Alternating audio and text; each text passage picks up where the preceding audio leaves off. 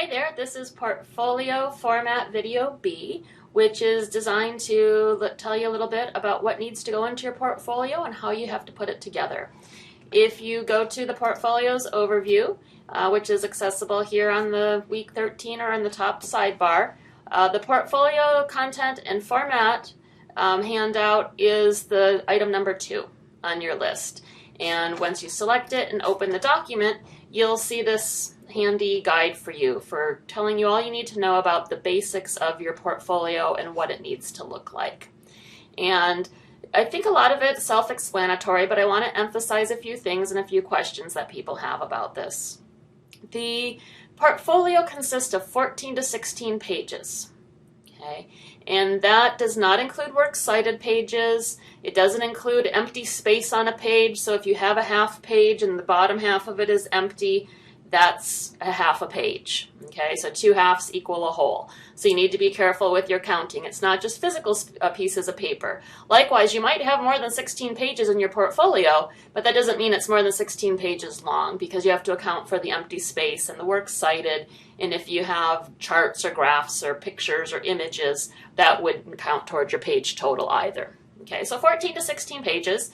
And as the first bullet here says, it's going to include a cover letter and 2 to 3 submissions of final drafts for things that you wrote in our class. For our class, that's going to allow you the opportunity to choose between your 3 essays from the semester and an analytical response. You wrote a lot of them this semester, but it was sort of my goal with having you revise one for number 7, that would be the most likely candidate for this type of submission.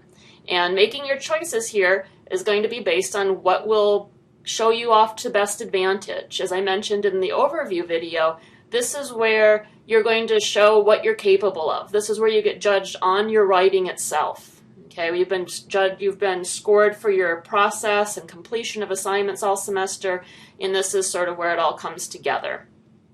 You have to include sustained substantial analysis and integrate multiple sources. That's what we've been working on with those essays. I've always reminded folks, don't just inform or educate, you need to analyze. And that's where we're getting at this with the requirements for the portfolio. Your cover letter tells us about your pieces that you're submitting. And I'm going to talk about that in a separate video about the cover letter. So I will save that discussion for later. But you're going to choose these things. You're going to need to start thinking about which of your essays are you going to include. How long are they? Do you need to include 2? Will you need to include 3? Or do you want to do 2 with an analytical response that's shorter? Okay, these are the things for you to start considering. Your portfolio, the rest of the guide, really gets into the details of double spacing, left justify. If you look at left justify, that means this left-hand side is smooth, but the right hand is uneven. Okay, so that's a choice that you make.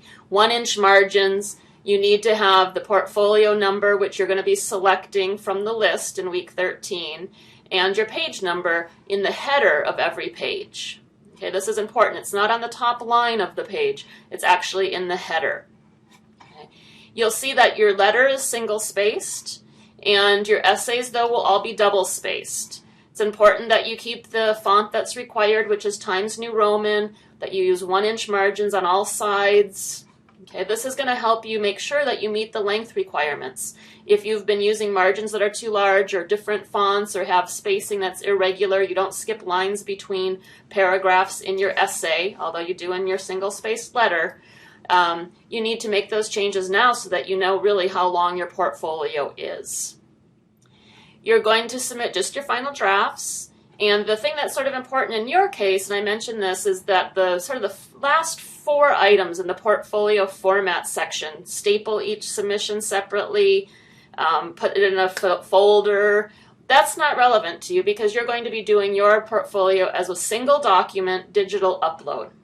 Okay, and I'll be talking about that and helping you with that as we practice in the next couple of weeks, first with a single essay and then with your entire portfolio. But you will be uploading that rather than turning it in as a physical copy. So those things won't be relevant to you. Please look carefully at this content and formatting guide. Let me know if you have questions about it. And please bring your portfolio if you print something out and you want to bring it in to see if it's properly formatted. I'm more than happy to take a look at it and just point out formatting things. You don't have to bring in, full essays for me to comment on. We can take a look at the little details too.